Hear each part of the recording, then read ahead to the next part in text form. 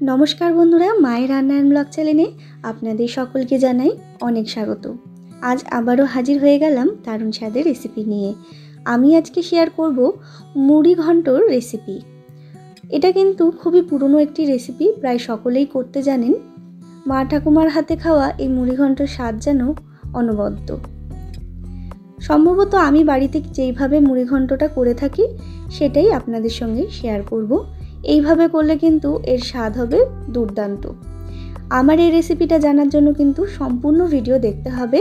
তো চলুন আর বেশি দেরি না করে ঝটপট শুরু করি। তার আগে যারা এখনও চ্যানেলটাকে সাবস্ক্রাইব করেননি তারা অবশ্যই চ্যানেলটাকে সাবস্ক্রাইব করে পাশে থাকা বেল আইকনটা ক্লিক করে রাখবেন। সবার প্রথমে আমি একটা বড় কাতলা মাছের মাথা নিয়েছি। মাথাটাকে ভালো করে ধুয়ে পরিষ্কার করে নিয়েছি।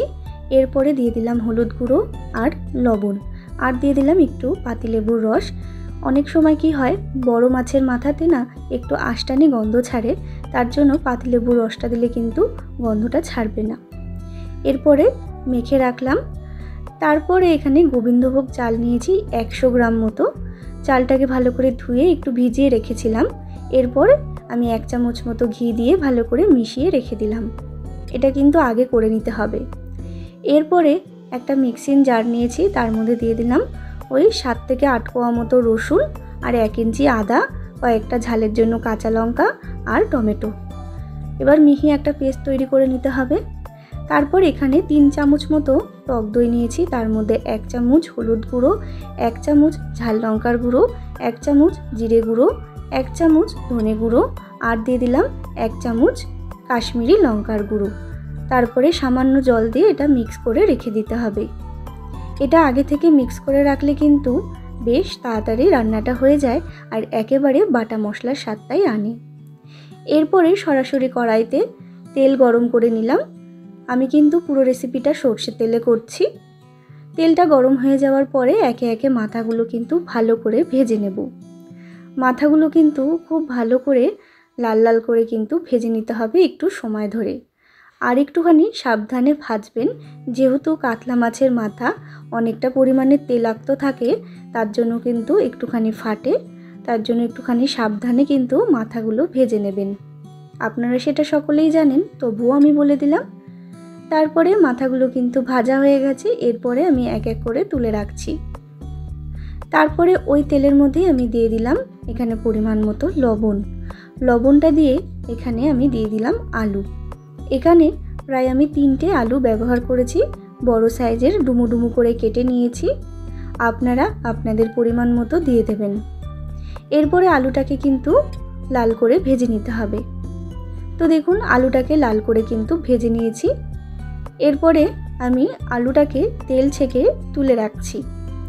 আপনাদের আর একটা কথা বলে রাখি, আমি কিন্তু গোবিন্দভোগ চালটা যেটা নিয়েছি সেটা কিন্তু 100 গ্রাম নিয়েছি। ওখানে আপনারা আরেকটু বেশি পরিমাণ চাল ব্যবহার করতে পারেন। মানে একটা কাতলা মাছের মাথা যদি ব্যবহার করেন তাহলে কিন্তু 150 গ্রাম পর্যন্ত চাল আপনারা দিতে পারেন। তারপরে ওই তেলের মধ্যেই আমি দিয়ে দিলাম আরেকটু পরিমাণ তেল। তেলটা গরমও করে নিয়েছি। তারপরে দিয়ে দিলাম ফোড়ন, এখানে গোটা জিরে, গোটা গরম মশলা আর গোটা শুকনো লঙ্কা। ফোড়নটা একটু ভেজে নেওয়ার পরে দিয়ে দিলাম আমি এখানে পেঁয়াজ কুচি। এখানে প্রায় 2টো মিডিয়াম সাইজের পেঁয়াজ কুচি আমি ব্যবহার করেছি। পেঁয়াজটাকেও কিন্তু ভেজে নিয়েছি হালকা করে। তারপরে আমি যে আদা, কাঁচা লঙ্কা, রসুন আর টমেটোটা পেস্ট করে রেখেছিলাম সেই পেস্টটা দিয়ে দিলাম। পেস্টটা দিয়ে কিন্তু ভালো করে কষিয়ে নিয়েছি যাতে কাঁচা গন্ধটা একেবারে চলে যায়। তারপরে ফেটিয়ে রাখা মশলাটা দিয়ে দিলাম, মানে টক দইয়ের সাথে যে মশলাটা ফেটিয়ে রেখেছিলাম সেটাই দিয়ে দিলাম। আর গ্যাসের ফ্লেমটা কিন্তু এই পর্যায়ে একটুখানি স্লো করে দেবেন, তাহলে কিন্তু লেগে যাবে না, মানে পুড়ে যাবে না। এরপরে দিয়ে দিলাম পরিমাণ মতো লবণ। এরপর ভালো করে আবারও কষিয়ে নেব প্রায় 15 মিনিট ধরে। তো দেখুন বন্ধুরা, প্রায় 15 মিনিট পর ফিরে আসলাম। তেল কিন্তু অনেকটাই ছেড়ে গেছে, আপনারা দেখে বুঝতেই পাচ্ছেন। এরপরে ভেজে রাখা আলুগুলো কিন্তু দিয়ে দিলাম মশলার মধ্যে। ভেজে রাখা আলুগুলো দিয়ে কিন্তু ভালো করে আবারও কষিয়ে নিচ্ছি যাতে মশলাগুলো আলুর মধ্যে ভালো মতো ঢুকে যায়। তো দেখুন ভেজে রাখা আলুগুলো দিয়ে আমি প্রায় 1 থেকে 2 মিনিট ভালো মতো কষিয়ে নিয়েছি। মশলাগুলো আলুর মধ্যে ঢুকে গেছে। এরপরে আমি গোবিন্দভোগ চালটা দিয়ে দিলাম। চালটাকে কিন্তু আমি আগেই ঘি দিয়ে ম্যারিনেশন করে রেখেছিলাম, এতে কিন্তু এর সুগন্ধটা দুর্দান্ত বেরায়। এরপরে চালটা দিয়েও আবারও একটুখানি কষিয়ে নিতে হবে। তো দেখুন চালটা দিয়েও কিন্তু আবারও আমি 1 থেকে 2 মিনিট মতো কষিয়ে নিয়েছি। এরপরে ভেজে রাখা মাথাগুলো কিন্তু আমি দিয়ে দিচ্ছি।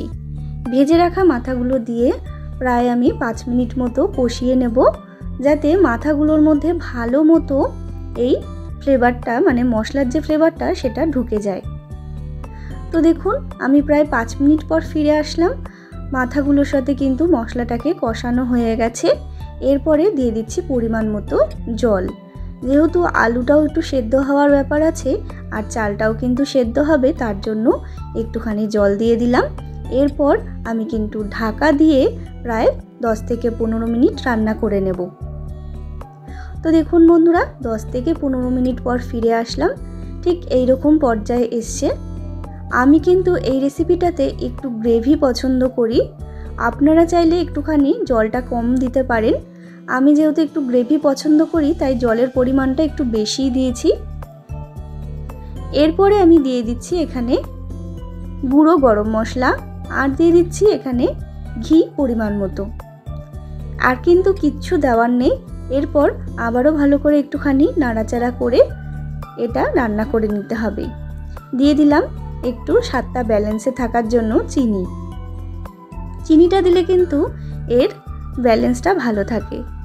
তো দেখুন আবারও আমি প্রায় 10 মিনিট মতো ফুটিয়ে নিয়েছি। আমার কিন্তু একেবারে রেডি হয়ে গেছে এই মুড়িঘণ্ট রেসিপিটা। সম্ভবত মুড়িঘণ্ট কিন্তু অনেকেই একটুখানি শুকনো খায়, তবে আমার এইভাবে এরকম গ্রেভি টাইপেরই পছন্দ, তার জন্য আমি এরকমভাবেই করি। অবশ্যই বাড়িতে এইরকমভাবে একদিন করে দেখবেন, ভীষণ ভালো লাগবে। এক থালা ভাত নিমিষেই যে কখন শেষ হয়ে যাবে আপনারা বুঝতেই পারবেন না।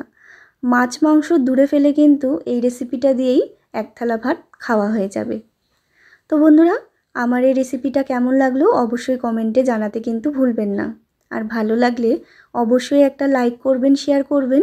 আর যারা এখনও চ্যানেলটাকে সাবস্ক্রাইব করেননি তারা অবশ্যই চ্যানেলটাকে সাবস্ক্রাইব করে আমার পাশে থাকবেন নিত্য নতুন ভিডিও দেখার জন্য।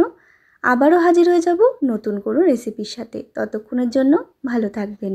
ধন্যবাদ।